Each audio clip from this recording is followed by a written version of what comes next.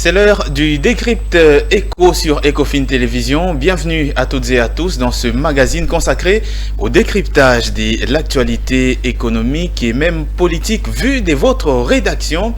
Nous allons évoquer aujourd'hui le dossier Bukangalonzo et cette nouvel épisode des poursuites contre le sénateur Augustin Matata Ponyo. Nous en parlons dès le début de cette émission. Et puis nous évoquerons aussi le sommet de Paris sur le nouveau pacte financier mondial. Ce sommet, vous le savez, auquel la République démocratique du Congo participe activement. La RDC qui a été donc représentée par son Premier ministre Jean-Michel Sama Lukonde. Faut-il impérativement réformer le FMI et la Banque mondiale? Nous en parlons dans cette émission. Et en fin de l'émission, nous évoquerons le processus électoral. Que faudra-t-il comprendre de la stratégie de l'opposition après le retrait annoncé de Martin Fayoulou du processus électoral? Pour évoquer justement tous ces sujets, je suis très heureux d'avoir avec moi sur ces plateaux Betty Tamfumu et Tony Dibendila. Je commence par vous, Betty Tamfumu, bienvenue. Merci à vous, Patrick Lumbala. Ça fait un bon moment. Les téléspectateurs, en tout cas, avaient certainement besoin de vous voir sur ces plateaux des Décrypte Éco. Nous saluons également tous les téléspectateurs de Ecofin Télévision, mais également les amoureux de cette émission Décrypte Éco. Encore une fois de plus, nous sommes là pour parler rien que la vérité, mais surtout pour éclairer la lanterne de la population congolaise. Et on aura un débat, enfin pas un débat, mais des analyses journalistiques objectives. On vous a reproché par certains téléspectateurs d'être trop hostile au pouvoir. Ah bon, on ne sait pas, nous ne faisons que dire la vérité. En tout cas, lorsqu'il y a un ça ne va pas, il faut le dire tout haut. On ne fera pas le ziédou à qui que ce soit. Il faut dire la vérité, surtout lorsque nous traitons des dossiers qui touchent plus d'un Congolais. Nous sommes en tout cas dans l'obligation de ne dire que la vérité. Et si cette vérité fait en sorte que le Congolais pense que nous sommes trop contre le pouvoir en place, tant mieux. Mais je sais aussi, il y a de ceux-là qui m'ont appelé pour m'encourager, pour me féliciter également, pour me dire, madame, en tout cas, vous dites bien les choses. Bon, de toutes les façons, c'était une parenthèse. De I, il faut le dire. Lorsqu'il s'agit de O, il faut le dire et non chercher à cajoler les gens ici. Et on espère que ça sera également le cas ici. Vous n'allez cajoler personne, c'était une parenthèse. Tony Dibendila, bienvenue. Merci beaucoup Patrick. Déjà bon retour à Kinshasa. Merci. Après la participation aux travaux de la semaine minière à Lubumbashi. Et donc nous avons fait les serments d'apporter plus de lumière à l'opinion et de conduire les peuples vers ce qui est juste et de dire au peuple ce qui est bon à penser et ce qui est juste à penser pour le développement de la République. C'est pourquoi justement nous apprécions être ici à Décrypte Éco à chaque fois pour dire au peuple, écoutez, voilà, il ne faudra pas entendre les sirènes des mauvais goûts, il faudra suivre la lumière, et la lumière, on pense que nous l'apportons chaque fois que nous sommes dans ces plateaux. Et nous pensons qu'elle va jaillir aujourd'hui. Betty Tamfumu, poursuite judiciaire contre le sénateur Augustin Matata Ponyo dans le dossier évidemment Bukangalonzo, après que ce dernier ait été en quelque sorte relaxé par la justice, par le fait que cette dernière a estimé dans notamment les arrêts de la Cour des cassations, la Cour constitutionnelle, qu'il était pratiquement impossible de juger un ancien Premier ministre. Bukangalonzo qui refait également surface aujourd'hui.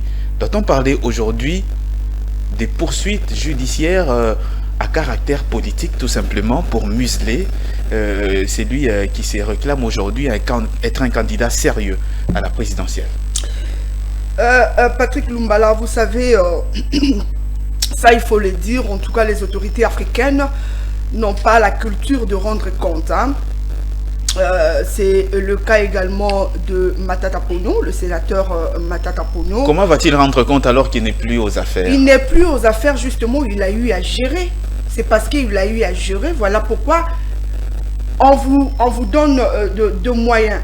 D'après le rapport de l'IGF, il s'agit de 250 millions de dollars américains et qui n'a pas donné donné en tout cas de son, ou qui n'a pas montré, où il n'y a pas eu traçabilité. Il a semblé que ça a été affecté à des choses pour lesquelles ça n'a pas été Justement, il y a eu des tournements dans cette affaire de Bukanga Lonzo. Et vous pensez que c'est le sénateur Matata qui est on dit, vous la pièce maîtresse en tant que Premier ministre, détournement. En tant que Premier ministre, Matata Ponyo a l'obligation de rendre compte, a l'obligation d'expliquer qu'est-ce qu'ils ont eu à faire avec ces montants-là. Matata Ponyo a l'obligation de dire à la population congolaise qu'il a eu à gérer pratiquement. Qu'en est-il du projet Bukanga Lonzo? Le terrain est vide. Ces projets qui pouvaient peut-être aujourd'hui subvenir aux besoins de Congolais, aujourd'hui, il n'y a rien sur ces terrains-là. Justement, il doit venir rendre compte. Voilà pourquoi la justice a besoin de Matata Ponyo pour venir expliquer à la population congolaise qu'est-ce qu'il a fait de cette somme-là. Mais également, Patrick Lumbala, il y a encore une autre question qu'il faut soulever. Il faut savoir que lorsque la politique se mêle de la justice, la rigueur de la loi perd un peu sa saveur. Pourquoi on dit ça? On dit ça justement par rapport au processus que devait suivre ces dossiers Bukanga Lonzo. Matata Ponyo, ses immunités ont été levées justement pour répondre à la question autour du dossier zaïrianisation. Lorsqu'on l'a eu à juger Matata Ponyo et qu'on a trouvé faute d'éléments probants, on a trouvé qu'on devait le relâcher. On se souvient, vous êtes là avec moi, le 5 juillet 2021, le procureur général près la Cour constitutionnelle a obtenu le levé d'immunité de Matata Ponyo. Après quelques temps, on s'est dit que non, il n'y a pas d'éléments justifiant justement ces dossiers. On dit on peut les laisser. On les laisse.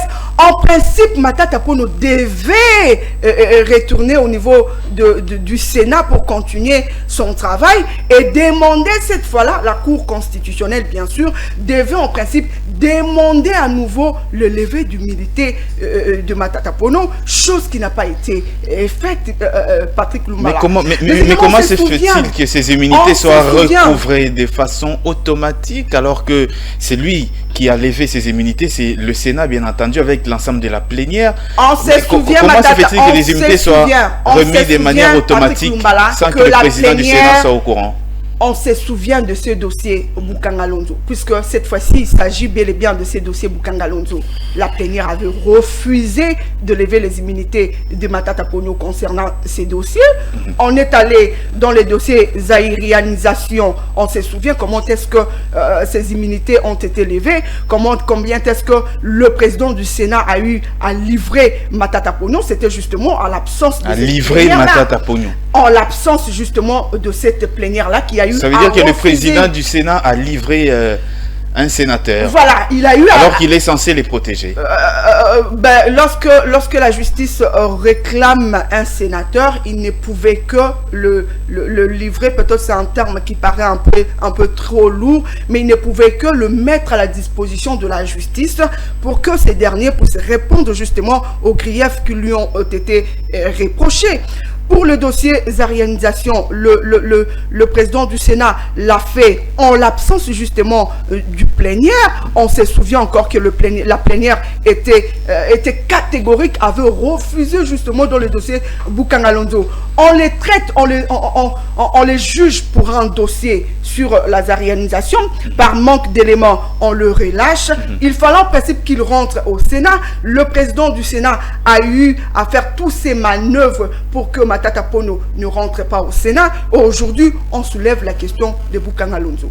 Les Congolais qui nous suivent, Patrick Lumbala, veut bien que Matata Ponyo réponde sur cette question de Bukanga Lonzo. Mais il y a un problème de procédure aussi. C'est un problème de procédure. C'est là où le bas blesse. Et il fallait qu'on respecte quand même la procédure. Moi qui vous parle là, je suis pour que Matata Ponyo nous explique qu'est-ce qu'il a fait de cette somme-là que la République démocratique du Congo avait mise à leur disposition pour le projet Bukanga Lonzo. Je suis pour. Mais il faut aussi rester. Mais il faut donc rester dans dans la procédure. Je vais revenir à vous. Je disais, il faut respecter justement la procédure. La procédure veut que Matata Ponyo retourne au Sénat et que la Cour... Et que l'on redemande encore... Voilà, redemande encore la levée des immunités de M. Matata Ponyo. C'est en ces moments-là qu'on peut le juger, cette fois-ci, pour les dossiers Bukanga Lonzo. Et lorsque tout ça n'a pas été respecté, c'est là où nous disons...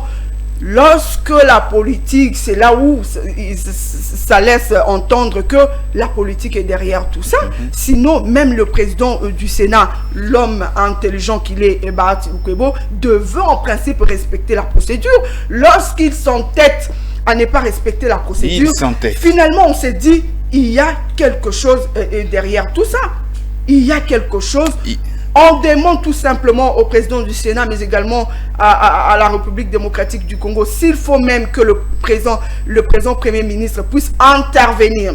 Non, le Premier ministre n'est quand même pas dans le pouvoir judiciaire. Au nom du séparation du pouvoir, mais il peut quand même, en tant que celui qui gère justement le dossier au quotidien, il peut quand même dire un mot, c'est-à-dire le respect de la procédure. Très bien. Et ça sera une bonne chose. Très bien. Tony Antoine Dibendila, Matata Ponyo, qui crie en tout cas à une certaine, qui se voit victime tout simplement du fait d'être candidat très sérieux à la présidentielle.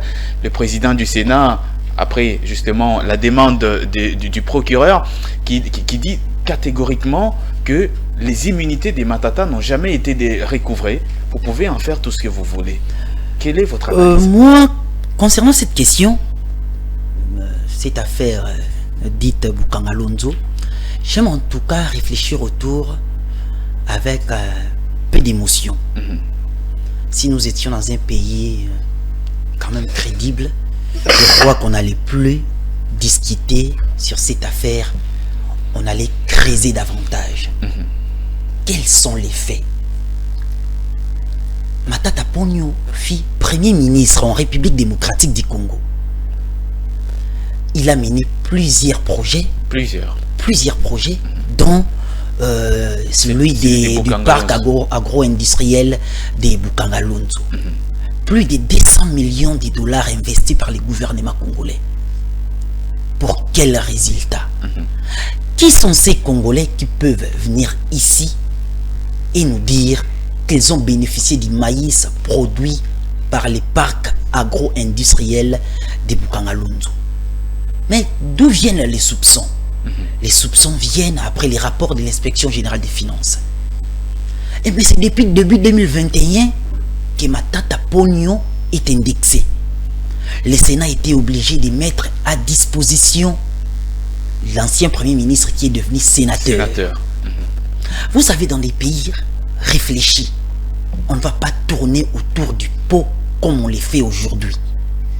C'est-à-dire, plus personne ne veut réfléchir sur les fonds. Les gens viennent se cacher derrière des coquilles.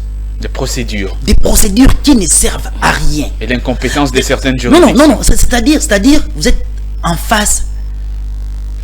Allons, prenons ça terre. On est en face de quelqu'un, on prend comme ça, c'est un exemple que je donne. On vient en face de quelqu'un qui vient de violenter, vous voyez, voilà, ça, il y a vraiment de la violence ici. Donc il fallait organiser la manière pour laquelle il faut les prendre. Alors que vous dites, non, voilà, là, on est en train d'assister à un carnage. Je voudrais préciser ceci. Matata Ponyo, en tant qu'acteur politique des premiers plans, il devrait, pour laver tout soupçon sur lui, ne pas chercher à se cacher derrière des procédures de forme. Il aurait dû être premier à vouloir être entendu par la justice. Mais ce n'est pas... Je ne vous coupe pas la parole, je vous coupe pas la parole, mais ce n'est quand même pas lui qui se cache derrière... J'avance. La forme. Oui, c'est ce que dispose la loi du pays. Non, j'avance. On ne peut pas... Non, j'avance. Ces immunités ont été retirées. On ne retire pas les immunités pour être poursuivi pour telle affaire et pas pour une autre affaire. Quand on te retire les immunités, c'est-à-dire on te retire les immunités, vous êtes à disposition de la justice. La justice, s'il a un ou deux ou plusieurs dossiers sur la table, elle va les ouvrir pour réfléchir à propos, parce que vous êtes maintenant mis à sa disposition. Mais qu'est-ce qui se passe? Je vais après arriver au rebondissement de cette affaire. C'est-à-dire que Matata Ponyo, il y a des soupçons graves. Début 2021. Et en juillet, début juillet, c'est le Sénat qui le met à la disposition de la justice. Et il y a quelque chose qui arrive. Une année après, c'est au mois de mai, lorsque la procédure est devenue un peu lourde, c'est Matata Ponyo qui crée son parti politique et se déclare candidat. Et se déclare candidat président de la République. Et tous les discours de messieurs Matata Ponyo aujourd'hui tournent autour d'une chose. Tournent autour d'un point de vue. Écoutez, moi je suis candidat président de la République. On cherche à m'écarter de la course présidentielle. Le président du Sénat, c'est ce qu'il dit, les accusations qu'il porte contre Bahati Lukwebo, a choisi son candidat. Son candidat, c'est Félix Tshisekedi. C'est pourquoi il cherche à m'écarter de la course, c'est pourquoi il souhaite que je sois poursuivi, ainsi de suite. Mais lorsque les procès avaient commencé, Matata Ponyo n'était pas candidat président de la République. Nous, on aurait voulu. Bon, allons. Si la justice n'a pas suivi la procédure normale, comme certains l'avance, ses soutiens justement, l'avance, même ses avocats. Mais pourquoi lui ne paie pas lui à sa propre initiative? Bon, comme la justice ne suit pas la procédure normale, moi j'organise une conférence de presse ouverte. La presse est invitée. Il donne ces éléments de réponse à l'opinion. Il rencontre point par point les rapports de l'inspection générale des finances. Pourquoi il ne l'a jamais fait des adhérents? Pourquoi il ne l'a jamais fait? Parce qu'il estime qu'il est poursuivi, il veut être écarté. Mais cette question a commencé avant qu'il se déclare candidat président de la République. Aujourd'hui, je l'ai dit, je précise bien, il se déclare candidat président de la République. Mais aujourd'hui, il n'y a pas de candidat président de la République. La CENI n'a pas encore commencé à enregistrer les candidats.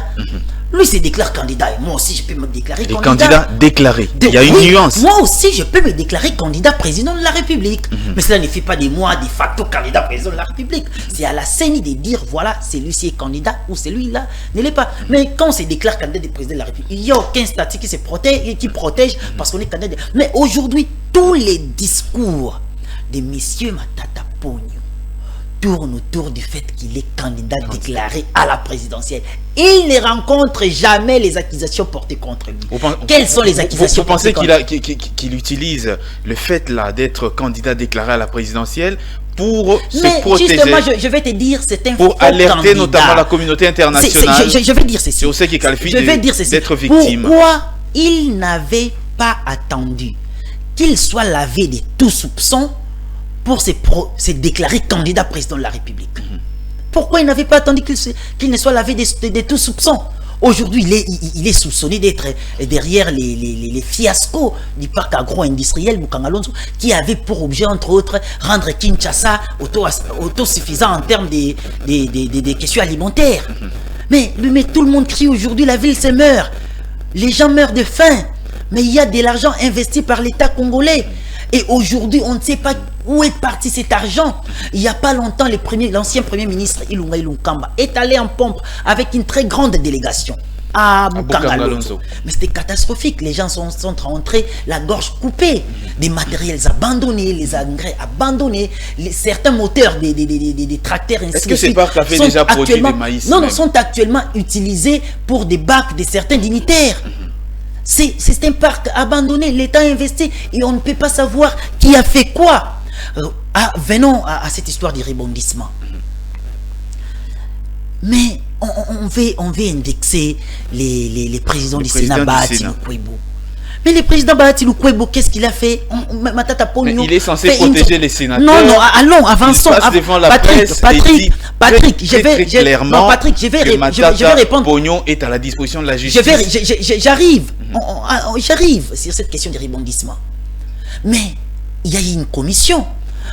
Le Sénat avait mis à la disposition de la justice les sénateurs Matata Ponyo, enlevant ses immunités. Mais qu'est-ce qui s'est passé après? Aujourd'hui, il y a rebondissement. Qu'est-ce qui crée ce rebondissement? Il y a eu une commission des inspecteurs des finances pour creuser davantage sur ces dossiers du parc agro-industriel. Mais les nouveaux éléments mis sur la table du procureur après la Cour constitutionnelle lui fait sursauter. Et voilà, on peut les poursuivre. Et les procureurs vont contacter les Sénats. Le Sénat est clair, même les sénateurs, le président du Sénat est clair. Mais c'est depuis le 5 juillet que nous avons mis à disposition les sénateurs Matata Pogno. Nous n'avons jamais vu un autre document pour nous dire voilà, les dossiers est clos. Et c'est comme ça, c'est ça la procédure. Mais non, lorsque la Cour il faut questionner. D'abord, s'il vous plaît, Patrick, j'avance. Je serai désorienté, s'il vous plaît. Il faut questionner les règlements intérieurs du Sénat. Les règlements intérieurs du Sénat. Et puis les immunités. Comment est-ce qu'on peut recouvrir ces immunités? Il faut questionner les règlements intérieurs. Et les garants du règlement intérieur, c'est les bureaux de l'Assemblée nationale portés par les présidents Modeste Bahati Lukwebo. Mais comment est-ce qu'aujourd'hui on peut nous dire, c'est quand même des institutions. Est-ce que la justice avait renvoyé un document pour demander au sénateur Matata Pogno, pour demander au bureau du Sénat qu'est-ce que je dis? Pour demander au bureau du Sénat, voilà, il y a les poursuites ont pris fin, vous pouvez continuer avec, vous pouvez reprendre les sénateurs. Jamais.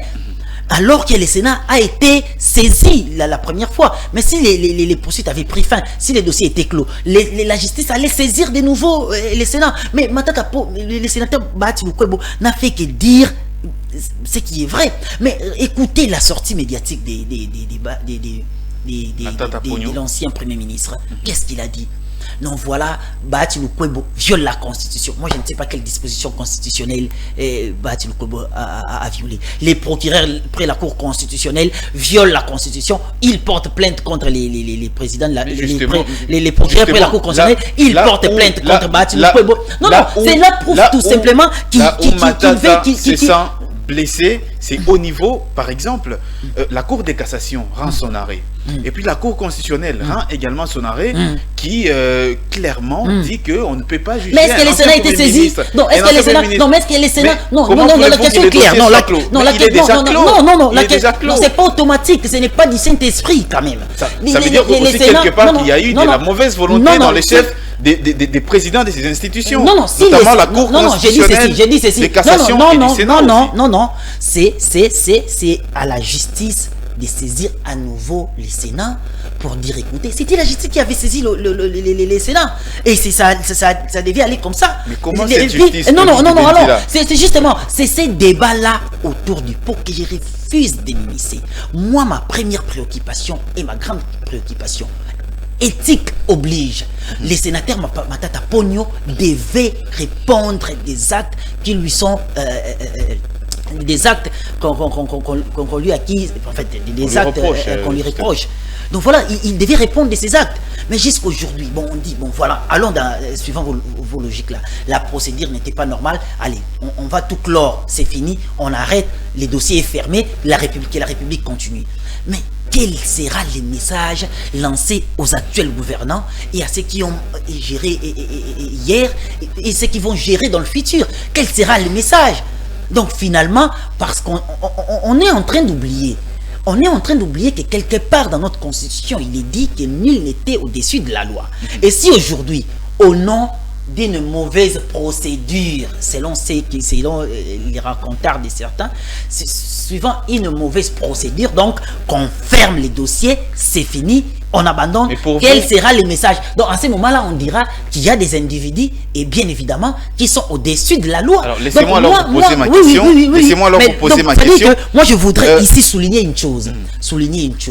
Les rebondissements actuels de l'affaire Bukangalonzo par des rapports des inspecteurs de finances. Ils ont remarqué qu'il y a des choses graves.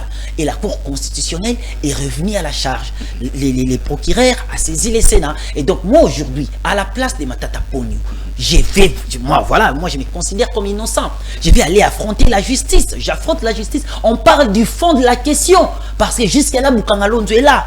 Tout stagne. Il n'y a plus. C'est-à-dire, tout est là. C'est-à-dire, j'irai devant les instances judiciaires. Je vais me battre et on va parler du fond. Et même, voilà, je voudrais que ces procès-là soient publics, télévisés.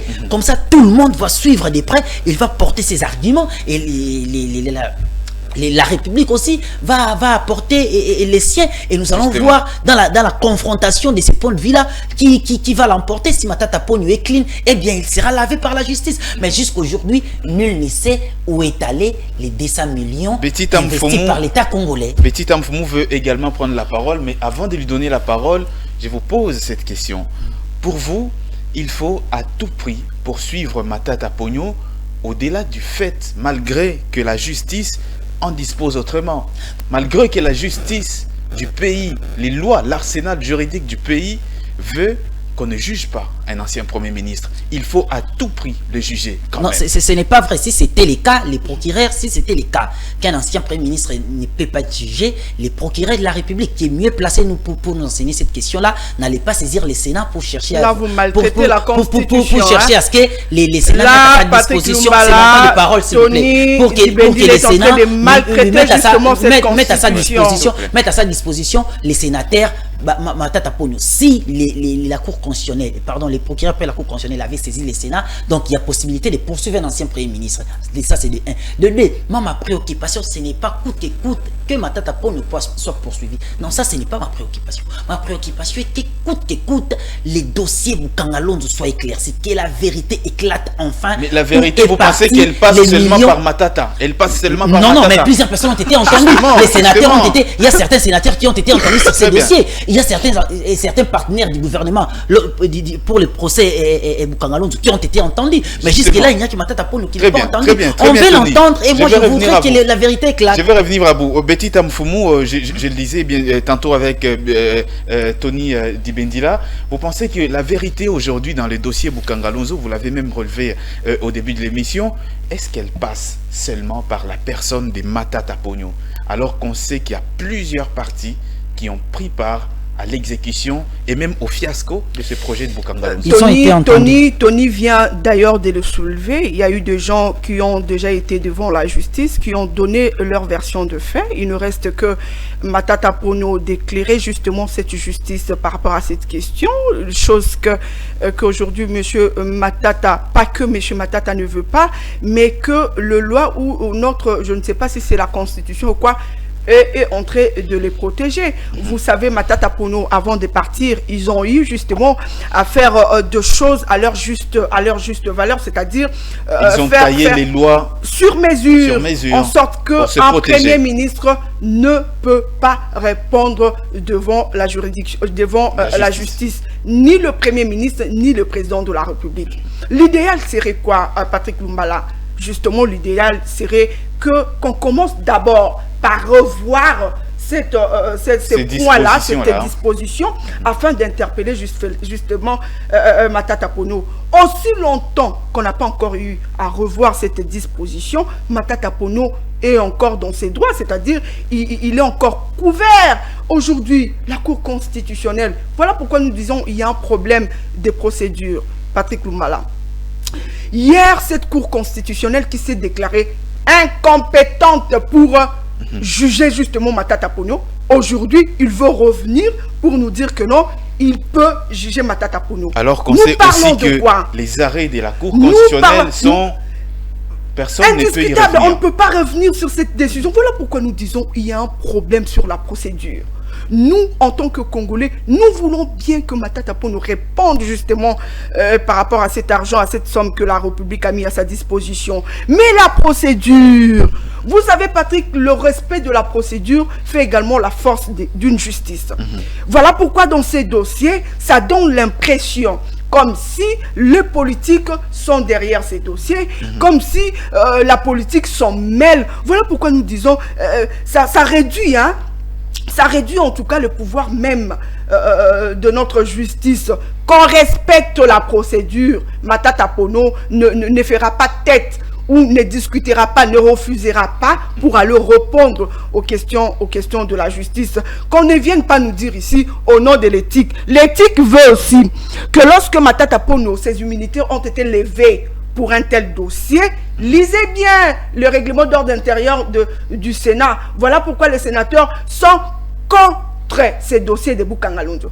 C'est pas dit qu'ils sont contre parce qu'ils ne veulent pas que Matata Ponyo ne réponde pas sur cette question. J'ai compris pourquoi ce pays ne décollera jamais. Ils sont contre justement parce que la procédure est biaisée. Lorsque une procédure, si je vous dis, je comprends pas. Laissez-les quand il y a une opinion qui fait bloc derrière les mafiateurs, il y a une opinion qui fait bloc derrière les malversations. C'est quand même c'est quand même fort ça. Il y a vraiment une opinion là qui fait bloc, une opinion qui fait au nom d'une certaine procédure sacrifier la République. Donc on veut sacrifier la République au nom d'une prétendue procédure. Lorsqu'on ne maîtrise pas la procédure, on laisse d'autres personnes de dire du blabla parce qu'ils pensent qu'ils sont dans la vérité alors qu'ils sont dans des faussetés.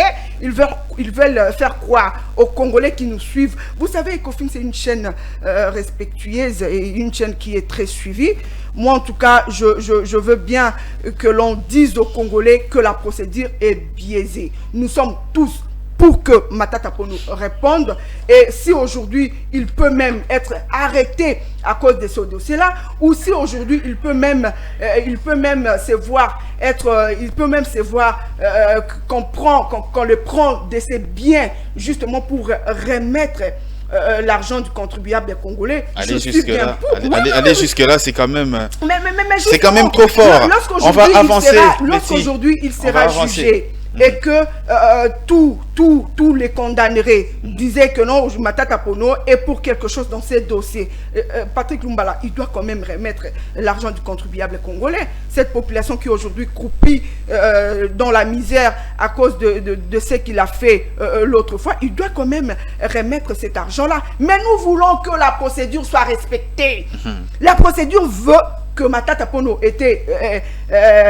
avait été levé d'immunité pour tel dossier, qu'on le remette au niveau du Sénat et que le sénateur décide à nouveau de le livrer ou de le mettre à la disposition de la justice pour qu'il réponde cette fois-là en ce qui concerne le dossier Bukanga Lunzo. Ce qui est très important. Donc, merci Betty Tamfoumou. On va donc avancer. Un autre sujet, le sommet de Paris sur le nouveau pacte financier mondial, très très attendu. Un sommet convoqué par la France et par son président Emmanuel Macron qui tient à tout prix à réformer le système financier international dominé aujourd'hui, vous le savez, par la Banque mondiale et le Fonds monétaire international, ce qui découle justement des accords de Bretton Woods après la Deuxième Guerre mondiale. Faut-il aujourd'hui, Tony Dibendila, à tout prix réformer la Banque mondiale et le FMI quand on sait que ce sont quand même des institutions très très importantes en RDC, notamment par des appuis budgétaires? Oui, je vais prendre cette question, mais je voudrais conclure avec les sujets précédents pour souligner un fait. Rapidement. Vous avez 10 secondes qui est quand même important, un fait qui est important, c'est aujourd'hui de voir combien la justice est au cœur de la marche de la République, les fonctionnements de l'État. Avant Tshisekedi, on ne voyait pas des anciens premiers ministres ou des dignitaires ou des hauts responsables politiques avoir peur de comparaître. Pour passer devant la justice. Mais aujourd'hui, au moins, dites-nous également pour quel résultat est en mouvement et on sait qu'aujourd'hui, dites-nous, Tony Antoine Dibendila, pour quel résultat? On a vu également c'est votre temps de parole. Petit Tamfoumou, nous avons déjà le droit de réfléchir. J'ai le droit de réfléchir. C'est mon temps de parole. Vous allez répondre par votre temps de parole. C'est mon temps de parole. Donc j'ai conclu les sujets précédents et donc je disais que c'est sous ce qui est dit, mais c'est mon temps de parole. Allez-y, continuez. Quel résultat justement? Comme ça, il va répondre. Allez-y, comme ça, il va répondre. On a vu également dans ces pays un directeur de cabinet être jugé pour afin retomber dans quel résultat? Tout ça, c'est à mettre aussi à l'actif. Faites-nous justement part de résultats. Alors, faites-nous également justement part de ces résultats. Merci beaucoup ces résultats. Je crois qu'il est là, c'est fait part. Allez-y alors, allez-y. Alors, vous avez 5 secondes. J'ai dit ceci. Vous avez pas du monologue ici parce que je ne monologue pas. S'il vous plaît. Je ne monologue pas, il doit retirer s'il vous plaît Patrick Lumbala. Justement. Non, je ne monologue pas.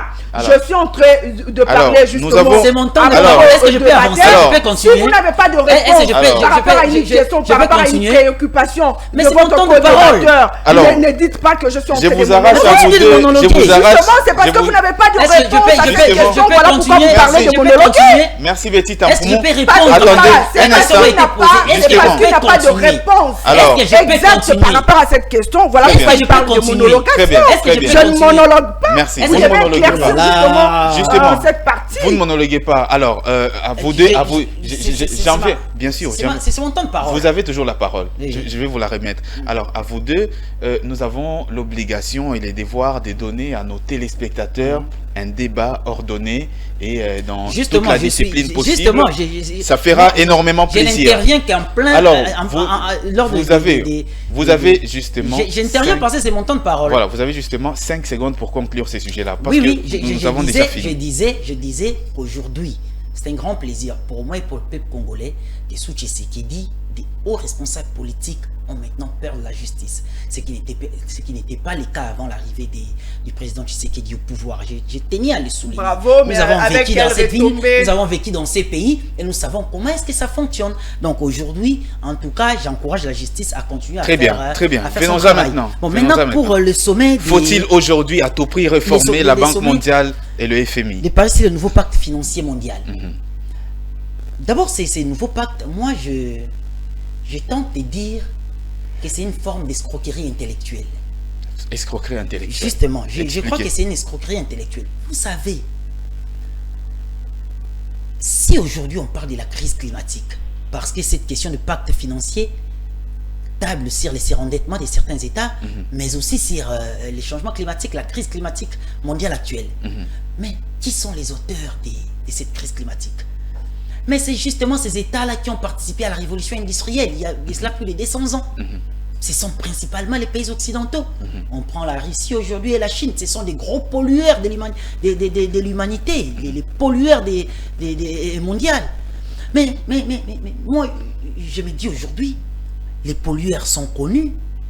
Ils refusent de payer parce que je souligne qu'ils ont promis plus de 100 milliards de dollars depuis 2009 jusqu'à aujourd'hui. Et jusqu'à aujourd'hui, ils titubent. Si les gros pollueurs continuent à polluer l'atmosphère, et ce sont les pays du Sud, soit du Sud global, s'il faut être plus large, ou encore les pays, les pays africains, ce sont ces États-là qui vont continuer à être les poumons de l'humanité, alors qu'en contrepartie, il n'y a rien. Je rappelle qu'il n'y a pas très longtemps, la République démocratique du Congo avait lancé un appel d'offres pour l'exploitation de ces 27 blocs pétroliers et 3 blocs gaziers. Nous savons ce qui s'était passé. Des mouvements pour l'environnement ont manifesté. Ils étaient contre l'appel d'offres. La République démocratique du Congo a résisté. Mais comment d'une part vous demandez aux gens de ne pas exploiter leurs gisements? Vous refusez, vous insistez que ces pays-là n'exploitent pas leurs gisements au nom de la crise climatique actuelle et de la pollution de l'environnement. Mais au même moment, il y a d'autre part d'autres nations qui continuent à polluer l'environnement et ce sont eux qui ont depuis plus de 200 ans, je le souligne, et Lula l'a dit à Emmanuel Macron, depuis plus de 200 ans, ce sont eux qui ont carrément contribué à la détérioration actuelle de l'environnement et de la couche d'ozone notamment. De l'atmosphère. Vous voyez, donc aujourd'hui la vraie question, d'ailleurs je vais rappeler que ces forums-là du pacte financier mondial n'est pas une instance décisionnelle, c'est juste un endroit où les gens se rencontrent pour voilà et se donner une idée de ce que sera la politique sur l'environnement dans l'avenir. Mais actuellement là, qu'est-ce qu'on fait? Surtout les politiques de financement. Les financements mais actuellement, qu'est-ce qu'on fait pour les pays qui sont nous là, les pays d'ici, sont des pays victimes. Nous sommes des pays victimes. Mais quels seront mais au cours de ces forums-là, il y a eu notamment la France qui a annoncé l'annulation pure et simple de la dette d'un autre pays africain comme la Zambie. Mais il y a le Sénégal qui a aussi bénéficié. Mais là, moi je donne je vais porter la voix de la République démocratique du Congo en tant que Congolais ici. Mais la République démocratique du Congo avec les bassins du Congo, c'est les deuxièmes poumons de l'humanité. Avec les tourbières, on absorbe la République démocratique du Congo absorbe des tas de CO2. Mais qu'est-ce qui est réservé pour le Congo, pour la RDC? Hein, il y a eu 500 millions de dollars, il y a eu 500 millions de dollars promis à la République démocratique du Congo. Jusque-là, nous ne savons pas quelle est la suite de cette promesse. Vous voyez, c'est-à-dire que, mais quand il y a dans des grands forums, quand il y a le président Lula qui part représenter le Brésil, qui avec l'Amazonie est les premiers poumons de l'humanité, mais il n'a qu'à être mécontent de la gestion actuelle de la crise. Les pollueurs sont là, ils ne veulent pas payer. Et d'autre part, on demande aux pays victimes de continuer à subir les catastrophes naturelles. On nous dit les pays qui seront touchés par des catastrophes naturelles, on va geler les paiements de la dette durant les moments où il y a ces catastrophes. Donc on ne supprime pas, la dette sera là. Mais juste question de vous laisser gérer la question des catastrophes naturelles, ce qui est grave. Donc moi je suis informé aujourd'hui que même des pays qui connaissent des catastrophes naturelles, s'ils sont en dette, continuent à payer leurs dettes, même lorsqu'ils sont aidés ici et là. Voilà, il y a la Croix-Rouge qui arrive, il y a des organisations internationales qui arrivent pour sécuriser cet État. Mais vous voyez les cynismes. Et ça, Macron l'a dit tout clairement. Mais oui, mais vous voyez les cynismes les cynismes de la communauté internationale, surtout de ces pays pollueurs. Mais moi, je crois qu'aujourd'hui, la crise est là, la crise est réelle. Les scientifiques en parlent. Il y a aussi les sceptiques sur cette question-là, mais moi je crois à cette crise climatique, mais je crois qu'aujourd'hui, il faut se le dire, la gestion est catastrophique. Les pays pollueurs doivent obligatoirement payer la facture, ils doivent payer leurs dettes. Ils doivent payer leurs dettes coûte que coûte. Ils doivent payer la facture parce qu'on ne peut pas imaginer aujourd'hui. Et cette facture passe selon vous notamment par l'annulation pure et simple. Oui, on annule. Oui, tout à fait. On doit annuler toutes les dettes pour les pays qui sont victimes et qui sont comme la République démocratique du Congo par exemple. On prend en charge les CO2 produits par on ne sait qui. On absorbe. On absorbe, mais on est à la fois victime et on est à la fois les poumons de l'humanité. Très bien. Mais jusque-là, on ne bénéficie de rien. Très bien, on ne bénéficie de rien jusque-là. Et puis on nous exige de ne pas, de mieux contrôler les bassins du Congo et la forêt équatoriale et de ne pas l'exploiter. Pour maîtriser la déforestation, Justement. de ne pas l'exploiter. Au même moment, il n'y a pas des réponses derrière. Et surtout que la RDC est devenue avec le premier massif forestier au monde. Voilà, tout à fait. Devant l'Amazonie.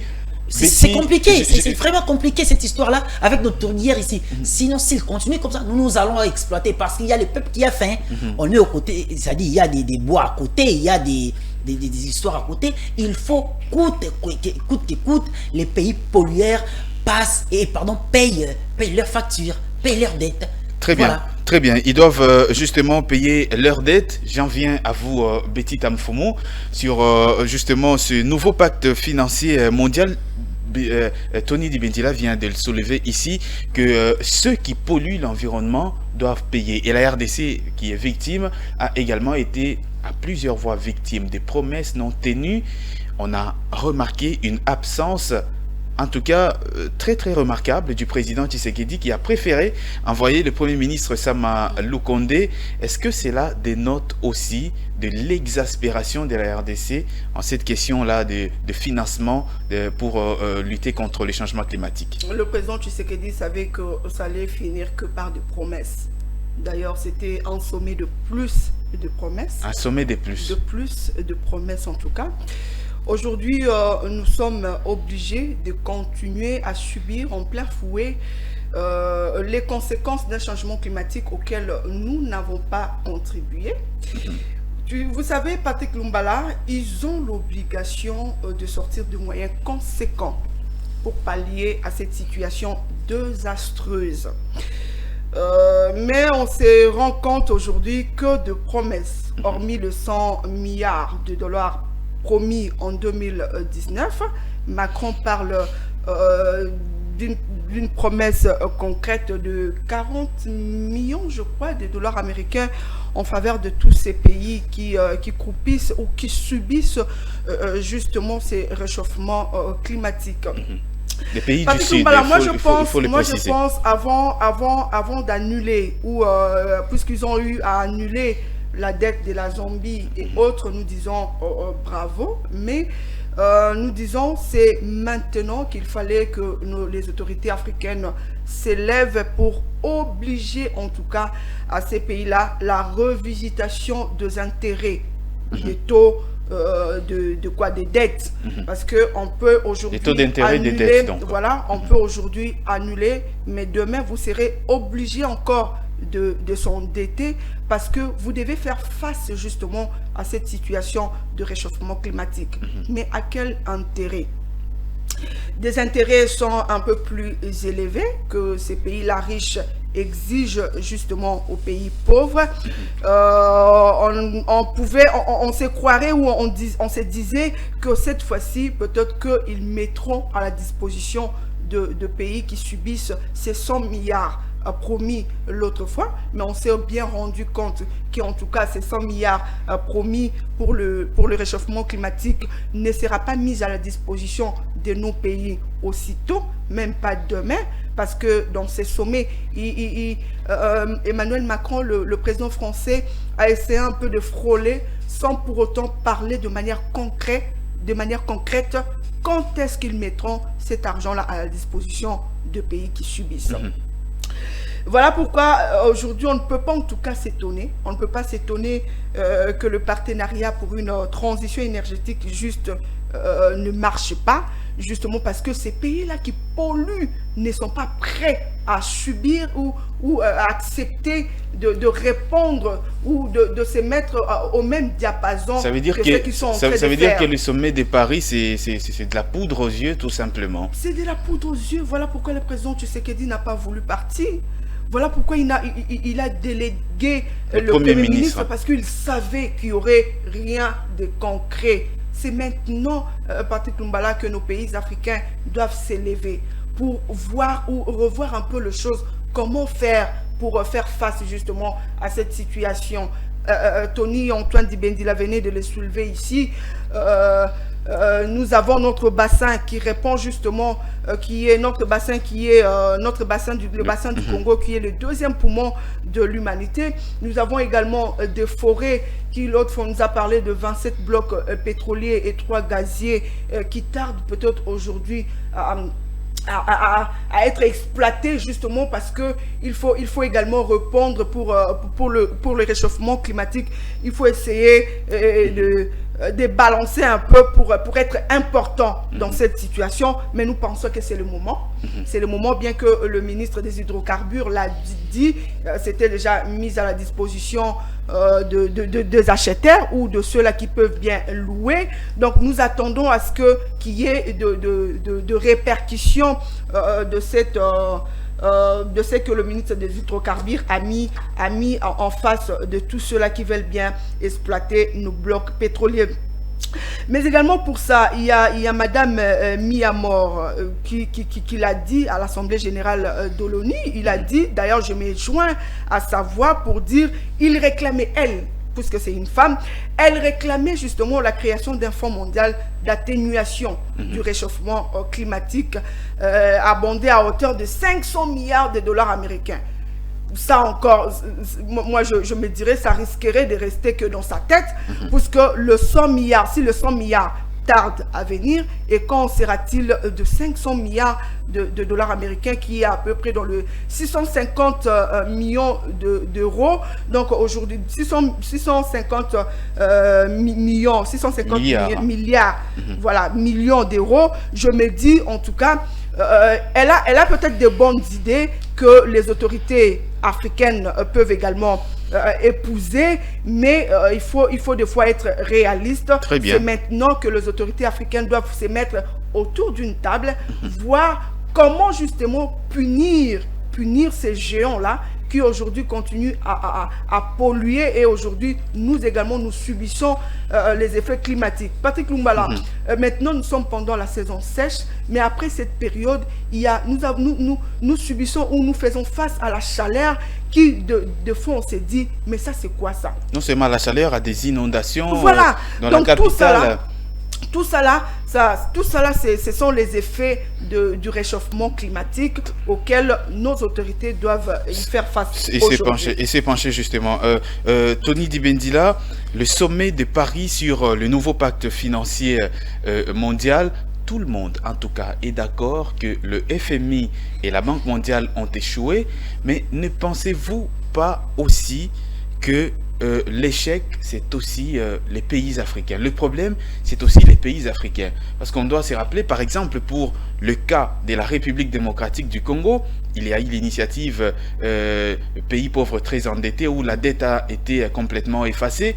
Mais la RDC est allée recontracter cette même dette auprès d'autres donateurs, comme la Chine par exemple. Vous ne pensez pas que le problème, c'est nous-mêmes d'abord? Les problèmes, oui, dire que d'abord, mais je dirais en parallèle, les problèmes, c'est aussi nous. D'une part, il y a les pollueurs. D'autre part, il y a nous. Nous, la République démocratique du Congo également et d'autres pays victimes. Et je vais prendre particulièrement l'Afrique. Sur plusieurs questions, nous avons été toujours un problème. Je vais rejoindre ici Kalala Motoun de paix à son âme. C'est un intellectuel africain. Mais quand il parlait même de l'éradication de la pauvreté ou de la faim dans le monde. Mais si on prend FAO, FAO est ici. Mais ça existe, FAO, c'est des décennies. Mais est-ce que la faim a pris fin en Afrique?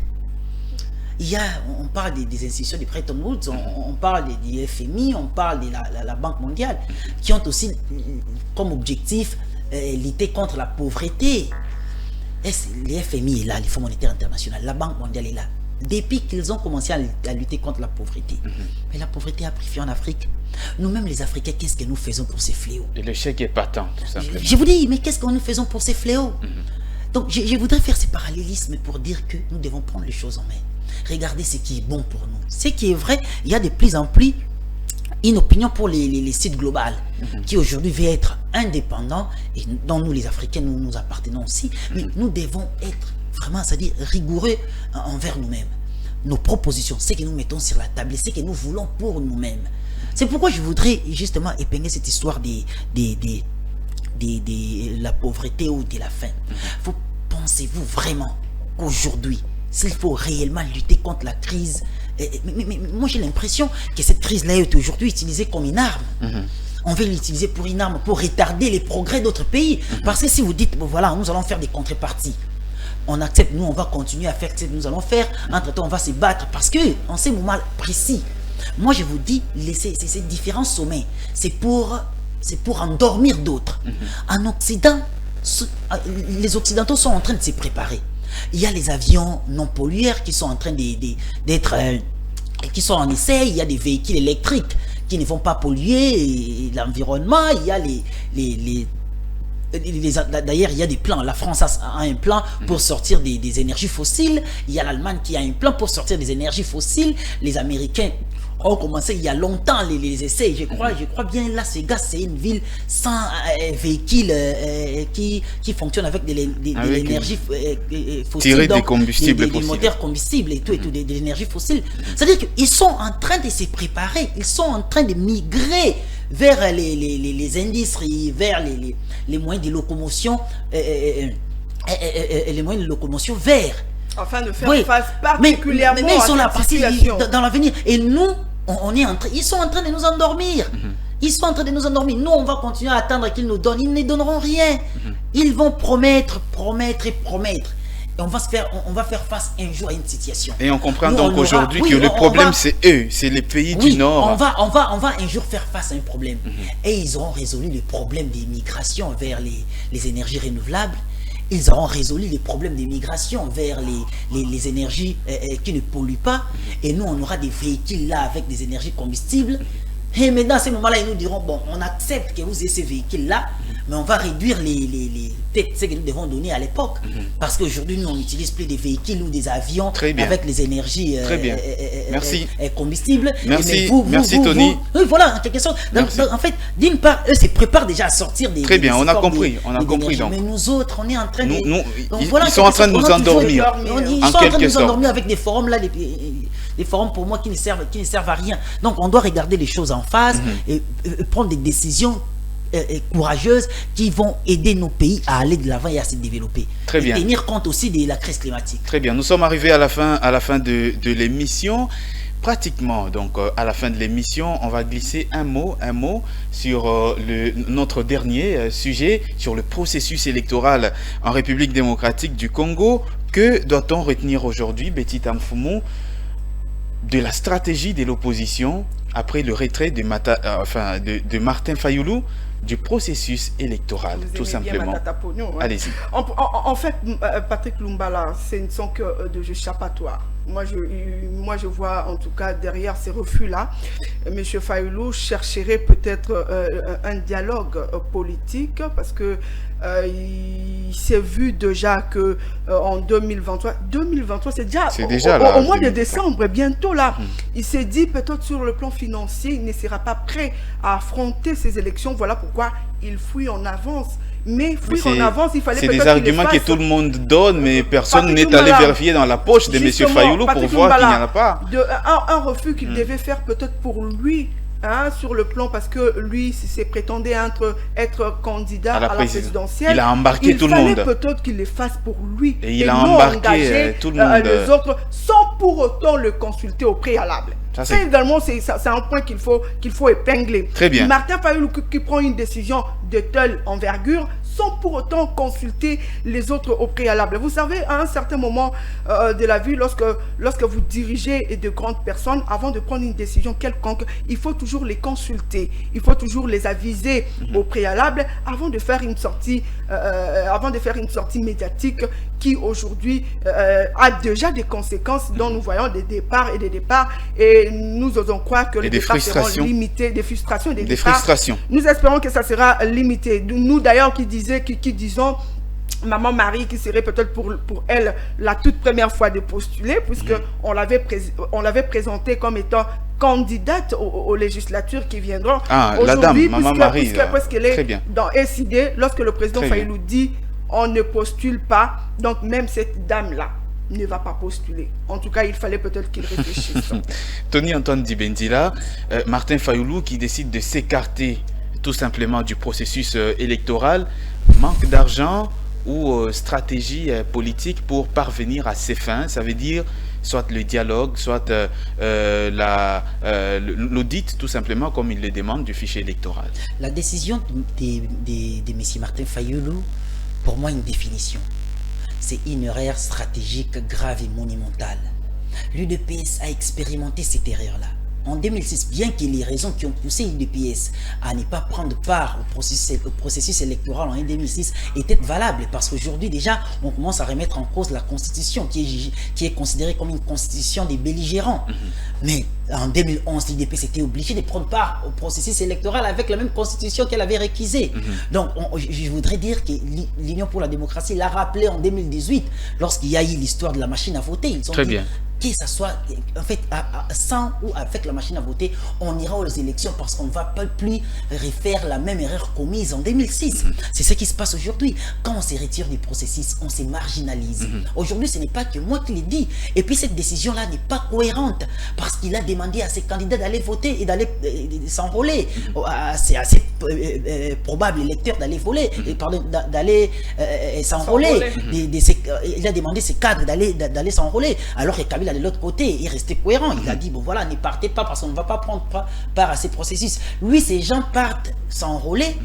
Et après, on se retire du processus électoral. Maintenant, on se retire du processus électoral. On se marginalise. Quelles seront les marges de manœuvre? Si l'UDPS à l'époque avait des marges de manœuvre, il s'était marginalisé. Aujourd'hui, c'est M. Martin Fayoulou avec SID qui n'est pas assez représentatif quand même. Très bien. Une dernière question à vous tous deux. C'est Matata Pone et c'est Fayoulou qui va se retirer du processus. En tout cas, c'est une erreur. Je voudrais ici en fait, évoquer un de ses proches, c'est un député national, son nom échappe. Ado Dombassi. Ado Dombassi qui n'est pas d'accord. Non, c'est pas que lui, nous avons vu, il y a eu des manifestations, siège national décidé. Donc aujourd'hui, il faudra dire une chose, s'il y a une définition à donner à la décision de messieurs Martin Fayoulou, la définition à sa décision, et que c'est une erreur stratégique grave et monumentale, et il va les payer très cher. Oui, cette question, avant de venir à vous, Betty Tampoumou, vous y répondez en une phrase seulement. Martin Fayoulou qui se retire du processus électoral, Joseph Kabila qui ne veut même pas en entendre parler, et d'autres opposants qui continuent à contester. Est-ce qu'on peut dire aujourd'hui que l'opposition a complètement démobilisé ses partisans et que le boulevard pour un deuxième mandat est garanti pour Félix Tshisekedi? Ben voilà, ils ont laissé le boulevard libre au président Félix Tshisekedi pour les élections qui pointent à l'horizon, qui mettrait le bâton sur la route de M. Tshisekedi, puisque le PPRD, nous savons déjà qu'il a demandé à ses électeurs de ne pas s'enrôler, donc ils sont déjà écartés d'office. Aujourd'hui, M. Fayoulou qui dit qu'ils ne vont pas se présenter à tous les niveaux, en tout cas pour les élections qui pointent à l'horizon. Donc, il ne reste que peut-être qu'ils vont soutenir, les autres candidats de l'opposition afin de faire face à M. le président Félix Tshisekedi. Mais déjà, le PPRD qui ne se sont pas enrôlés, ça également, c'est un autre problème auquel ils n'ont pas encore trouvé des solutions par rapport à ces problèmes-là. Donc, ils ont laissé le boulevard libre à M. Tshisekedi pour avoir un deuxième mandat. Tony Dibendila, la même question. Oui, mais en une phrase. Mais tout à fait, c'est tout à fait clair. D'ailleurs, même quand ils étaient ensemble, même si Kabila a accepté d'aller aux élections, même si Fayoulou a accepté d'aller aux élections, je crois que vous avez vu les derniers sondages du groupe d'études sur les Congo, des GEC.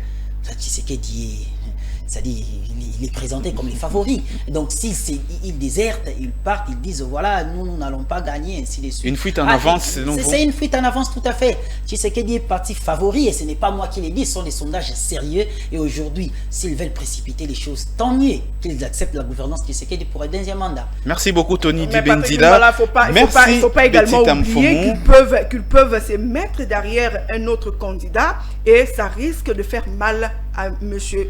Félix Tshisekedi. Et ça, l'avenir nous en dira plus. Merci à vous tous deux d'avoir pris part justement à ce Décrypte-Éco, cette émission d'Ecofin Télévision consacrée au décryptage de l'actualité économique et politique en RDC vue justement de la rédaction de Ecofin Télévision. Merci une fois de plus à vous deux. Merci à vous également d'avoir suivi, bien entendu, cette émission. Je vous retrouve la semaine prochaine pour un nouveau numéro de votre magazine Décrypte-Éco. D'ici là, portez-vous bien et restez en continuation de nos programmes. À très vite.